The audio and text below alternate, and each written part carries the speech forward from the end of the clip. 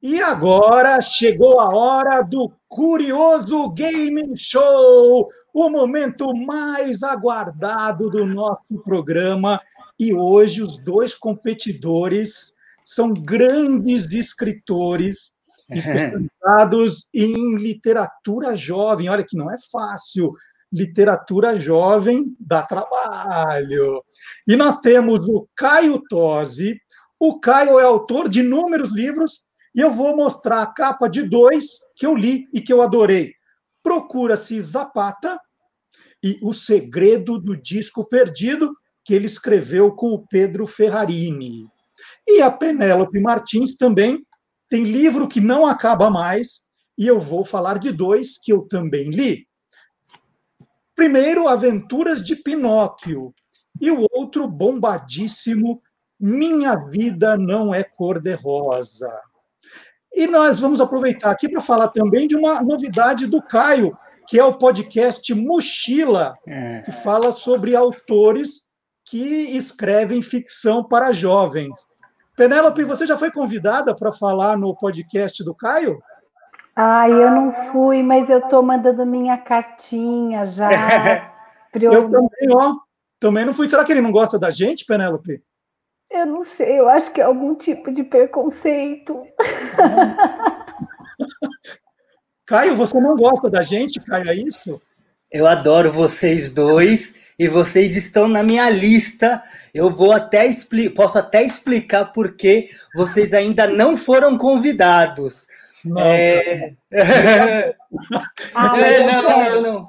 Não, mas eu posso explicar sim, Marcelo. Não tem nada não é nada pessoal, terrível. O que acontece? Na verdade, eu posso falar um pouco do podcast, explicar era brincadeira, era para isso. E até contextualizar aí. O que acontece? Eu queria fazer um podcast, o meu desejo era fazer um projeto que falasse especificamente sobre literatura juvenil.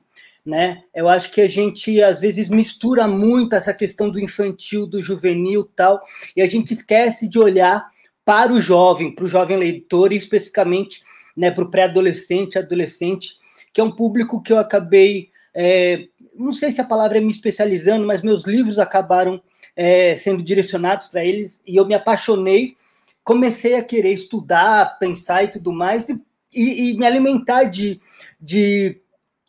produtos, né, de meios de comunicação que falassem sobre literatura juvenil, e pouco encontrei. E como eu sou jornalista, tenho uma formação em jornalismo também, eu falei, puxa, se de repente, em algum momento, eu puder pensar em fazer alguma coisa voltada a isso, como eu também tenho uma experiência aí de ter produzido documentários, né, eu produzi um documentário sobre Ziraldo, que falava sobre literatura infantil, né, um outro sobre a importância da arte na vida das pessoas, né, que A Vida Não Basta. Eu falei, de repente, uma hora eu faço um documentário sobre literatura jovem. Era um desejo inicial aí para falar sobre esse assunto. Só que aí, neste momento, enfim, as questões do audiovisual, tudo muito complicado, entrou a pandemia e eu comecei a ouvir muito podcast, né? Eu sempre saio de casa, eu faço exercício aqui dentro de casa, eu corro aqui dentro do apartamento, né? E aí eu fiquei ouvindo podcast e falei, e aí fui procurar os assuntos que eu gostava, literatura, quadrinhos, roteiro. Eu falei, vou procurar de literatura juvenil. Não achei. Eu falei, e se eu fizer? E se de repente for esse o produto, digamos assim, um produto jornalístico que eu estava a fim de fazer? Falei, mas não sei fazer podcast, né? Não sei como faz. Né? Não tenho estúdio, não tenho... Mas aí fui conversar com alguns amigos do mundo do áudio, de produtor de áudio, para entender um pouco, e eles falavam assim, Caio, a gente está nessa área das lives, como a gente está fazendo aqui, vai nessa, vai ser mais... se solta, cria o espaço e você vai melhorando, vai aperfeiçoando conforme o tempo. E eu falei, acreditei nisso.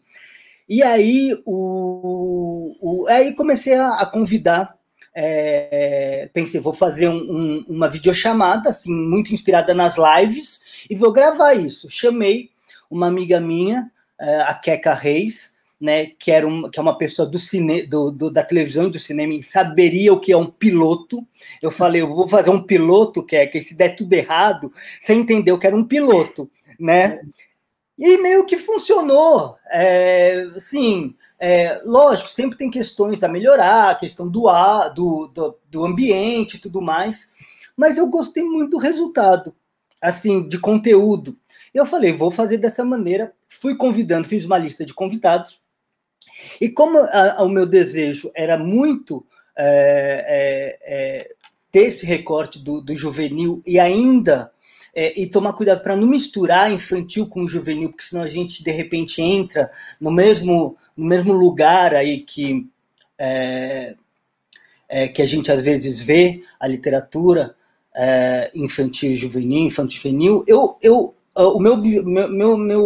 O meu critério nessa primeira temporada foi chamar mais escritores que já tinham uma carreira mais consolidada como escritores juvenis. Por exemplo, a Penélope tem os livros juvenis, mas ela também vem do infantil, tem outros universos, o Marcelo é jornalista, então foi por isso que, para essa primeira temporada, o meu critério foi assim, vamos focar bem quem tem uma carreira mais específica no juvenil. Tanto que aí, vou dando spoiler para a segunda temporada, que eu quero fazer, é que eu vou, a partir dos livros, conversar com os convidados. E aí, por isso que vocês estão na lista. Então, a partir da experiência do Minha Vida Não é de Cor-de-Rosa, eu vou conversar com a Penélope, entendeu? Porque aí vai ser uma temporada chamada Minha Aventura Juvenil, que eu posso trazer várias pessoas de diversas áreas, inclusive roteiristas, para falar da experiência específica com a literatura juvenil a partir de uma obra. Então, esse é o plano. Está perdoado, Caio. O Caio, a gente aprendeu nessa pandemia, né, a gente se arriscando em áreas, né, no YouTube, no Instagram, no podcast, que é melhor o feito do que o bem feito. Né? O bem feito vem com o tempo, mas o legal é o feito. A Penélope mesmo é a grande revelação da pandemia. Né? As lives que ela faz são maravilhosas. Se tiver o troféu, as melhores lives, a Penélope com certeza está ali entre as finalistas. Penélope, é verdade o que o Caio falou, que você tem um pé bem plantado ali no infantil e outro no juvenil. Como é que é esse momento, né? Eu falo, agora é um juvenil, agora é um infantil. Qual é o segredo? É só a temática? Então, eu adorei a explicação do Caio, porque eu venho fazendo um blog de indicação literária há muitos anos, já mais de 10 anos, que se chama Toda Hora Tem História, e quando eu comecei o Toda Hora Tem História, eu queria que fosse um espaço aberto fora das idades, das faixas etárias, né, para a gente compreender a literatura como um lugar de diálogo. Então, eu incluí muitas indicações distintas, assim, de ficha indicativa, né? Aquela coisa de, esse livro é para criança tal. Então, eu vinha fazendo esse trabalho e eu concordo super com o Caio. A literatura para jovem, ela tem um vazio em termos de crítica, de cuidado para tratar desse assunto, e é urgente que a gente trate desse assunto, porque essa lacuna entre a criança e o adulto faz com que a gente tenha uma evasão de leitores, né? E é muito difícil a gente formar leitor. Então, a gente precisa realmente concentrar muita atenção no juvenil.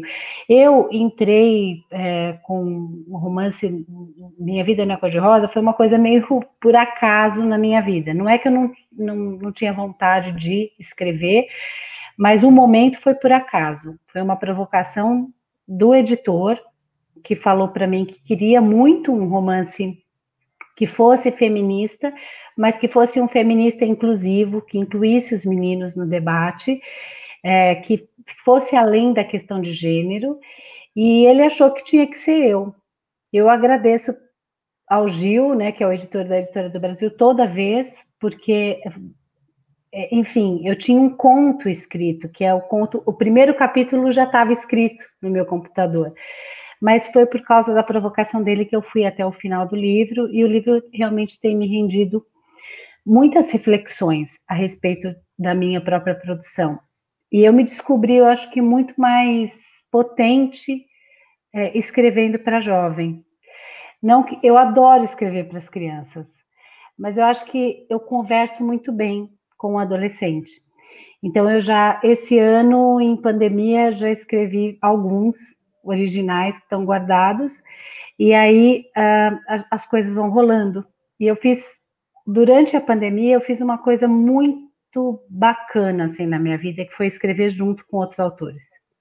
Então, eu escrevi um com o Caio Ritter, esse já vai sair, já está certinho, e eu escrevi alguns com o Tiago de Mello Andrade. A gente meio que se apaixonou, ficou aquela coisa de paixão mesmo, um pelo trabalho do outro, e a gente desandou a escrever juntos. E foi muito bom, do ponto de vista intelectual e principalmente emocional, passar esse ano acompanhada, né, com um artista que eu admiro, com uma pessoa que eu podia acolher na minha escrita, assim, sem indagações, sabe? Curtindo as contribuições dele. Então, é isso. Vamos ver o que vai ser daqui para frente. São poucos anos publicando. Eu era uma advogada que fui para a literatura, e esse ano completam 7 anos do primeiro livro. Então, é muito pouco, é recente na minha vida, né? Então, acho que tem muita coisa para acontecer. Ô, Caio, e a questão, eu ouvi alguns episódios do Mochila, do podcast, e o bacana é que a gente vai vendo que cada autor tem o seu jeito de escrever, de se inspirar, né? Tem gente que fala dos filhos. No teu caso, assim, né, quando você fala assim, não, eu tenho que fazer uma história juvenil, de onde vem a inspiração para descobrir o tema? Eles só estão preocupados com balada, com namoro, ou tem outros temas que são importantes para a gente colocar como importantes a serem discutidos com essa faixa? Ô Marcelo, você sabe que até a partir da experiência do podcast, do Mochila, que eu tive agora nessa pandemia, eu fiquei surpreso. Assim, eu fui convidando, fiz uma lista de convidados e fui pesquisando e fazendo a pauta das entrevistas. E aí, quando eu concluí as entrevistas e fui editando, ouvindo e reouvindo, eu tomei um susto de ver a quantidade de temas. Lógico que a gente sabe, mas quando a gente pega uma lupa e vê o quanto de temas dá para ser...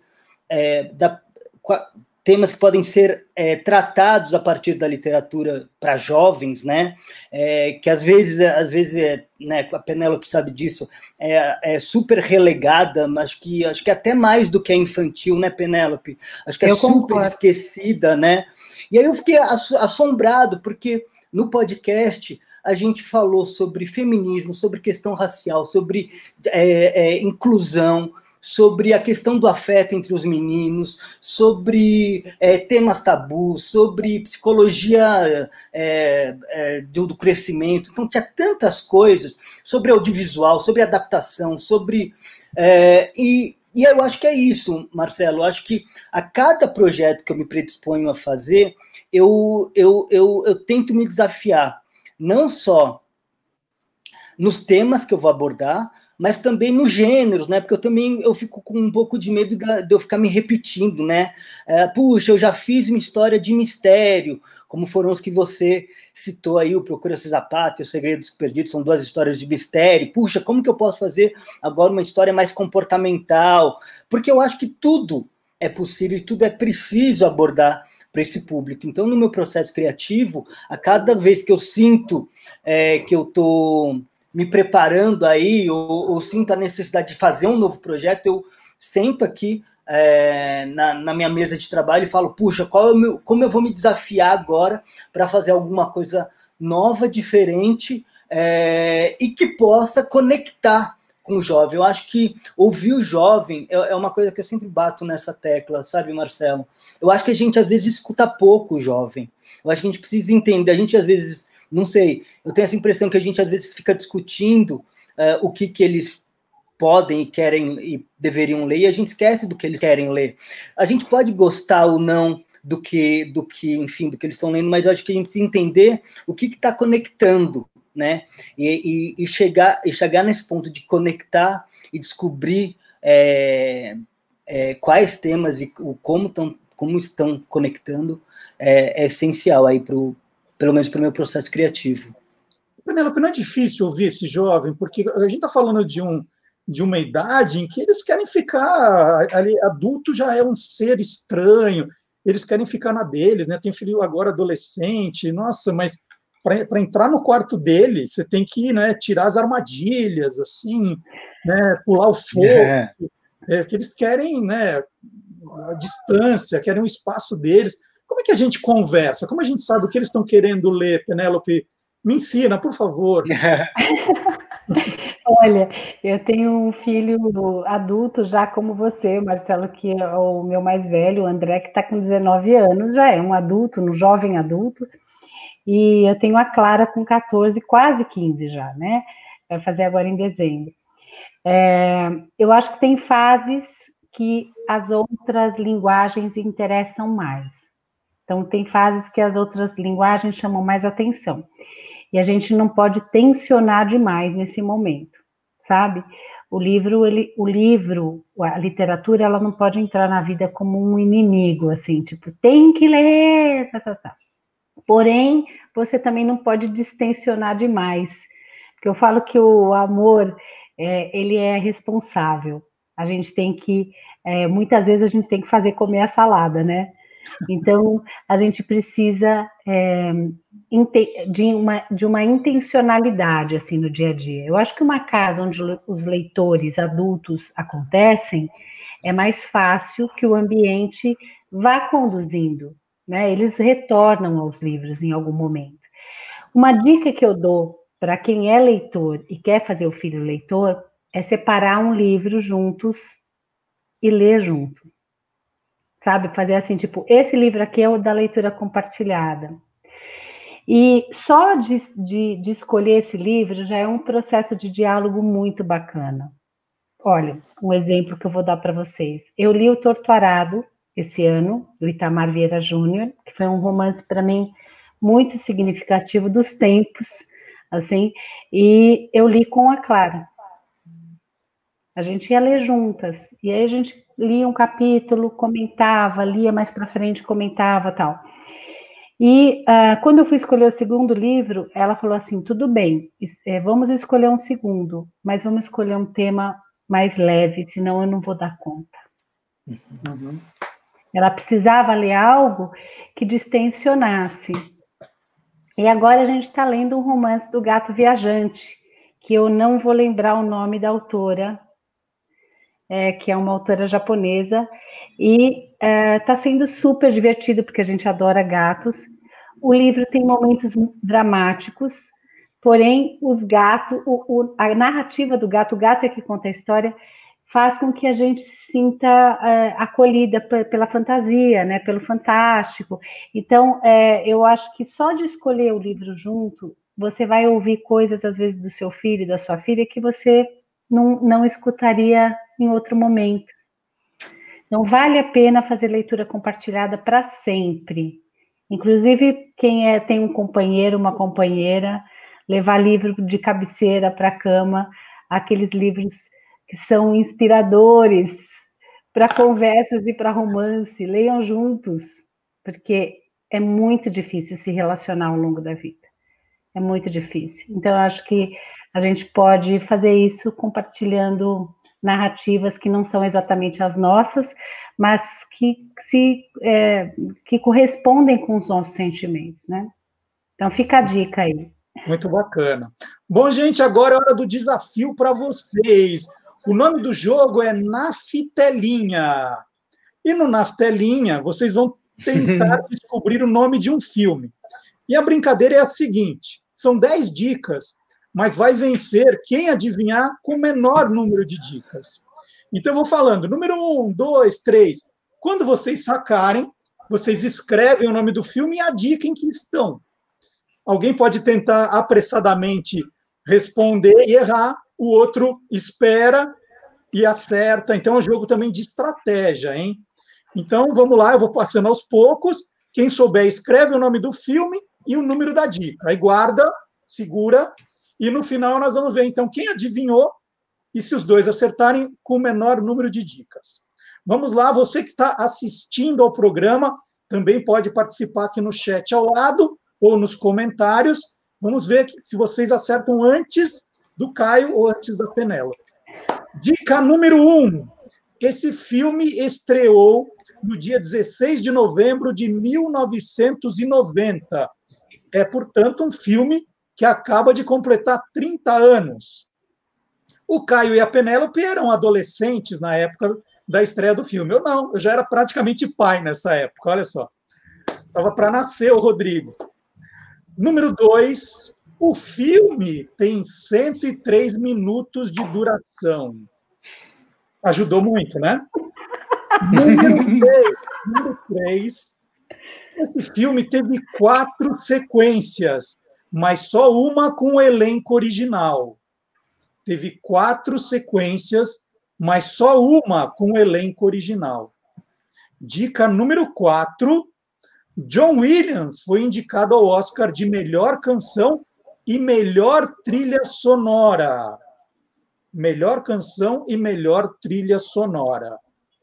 Dica número 5, a direção do filme foi de Chris Columbus. Chris Columbus foi o diretor desse filme. Dica número 6, é uma comédia natalina. Esse filme é uma comédia natalina. Vai passar na sessão da tarde esse ano, com certeza. Dica número 7, já estou vendo que tem gente aqui no chat que já está acertando. Joe Pesci e Daniel Stern são chamados de bandidos molhados. Joe Pesci e Daniel Stern são os bandidos molhados. Dica número 8, o filme tem armadilhas criadas por um menino de 8 anos. E dica número 9, em Portugal, esse filme recebeu o nome de Sozinho em Casa. Sozinho em Casa. E última dica número 10 é aquela que, né, se não acertou, pega o seu banquinho e saia de mansinho. O filme foi estrelado por Macaulay Culkin. E vamos saber agora o que a Penélope respondeu. Penélope. Gente, eu fui muito mal, porque eu não conseguia... Não, primeiro que curioso, assim que nem o Marcelo, só o Marcelo vai saber quantos minutos tem o filme. Então, eu acho que eu acertei, olha, só na 8. Esqueceram de mim? Esqueceram de mim na 8. E você, Caio, o que você escreveu? Eu acertei na 6ª, até parei de anotar depois. Esqueceram de mim. Olha só, os dois acertaram, mas o Caio acertou na 6ª dica, esqueceram de mim. Ele pegou na comédia natalina. Comédia natalina está fazendo 30 anos, gente. O tempo passa, hein? O tempo passa. Vocês lembram, vocês crianças assistindo, esqueceram de mim, com medo do pai deixar vocês em casa, lembra? Eu lembro de um filme, eu não sei se foi anterior, que era o Meu Primeiro Amor dele, ou não sei se foi depois. Acho que foi depois, né? Que ele era mais velho. Eu lembro mais desse filme. Assim, eu achei muito sensível na época, assim, me tocou o coração. Mas o Esqueceram de Mim, eu não lembrava que era no Natal, o primeiro filme. Natal. A família, ele vai dormir no sótão, a família sai desesperada porque falta luz, e naquele tempo era o relógio ainda, o despertador era o relógio. Aí a família acorda desesperada e esquecem dele no sótão. Vão lembrar só dentro do avião, para Chicago. Estou vindo para Chicago. Não, passa em Chicago. Agora eu não lembro, eu sei que tem Chicago no meio. Olha, mas muito legal. Queria agradecer a participação do Caio Tosi, recomendar o podcast #Mochila. Dá para ouvir nos tocadores. Eu ouvi no Spotify, eu sei que lá tem. Sim. Eu ouvi lá. E é muito legal, a gente aprende um monte de coisa, viu? É muito, muito bacana. E a Penélope Martins, já falei dos livros, Minha Vida Não é Cor-de-Rosa, Aventuras de Pinóquio, tem mais um monte. Fora os que ela escreveu agora na pandemia, que parece que foram uns 18 livros que foram lançados agora. O Caio procura-se Zapato, O Segredo do Disco Perdido e outros livros também. E em breve eles estarão comigo no Tô Lendo, o programa que eu apresento sobre livros às terças-feiras aqui também no canal do Guia dos Curiosos. Muito obrigado, Penélope, obrigado, Caio. Super legal essa conversa com vocês. E só para matar a saudade, vamos ver um trechinho do trailer de Esqueceram de Mim. Home Alone. This is my house. I have to defend it. Yes! Starring Macaulay Culkin. Up here, you morons! Come and get me! Joe Pesci. Daniel Stern.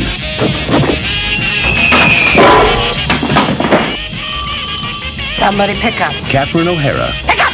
John Hurd. Do you speak English? And John Candy. I got a feeling this is going to be your best Christmas ever.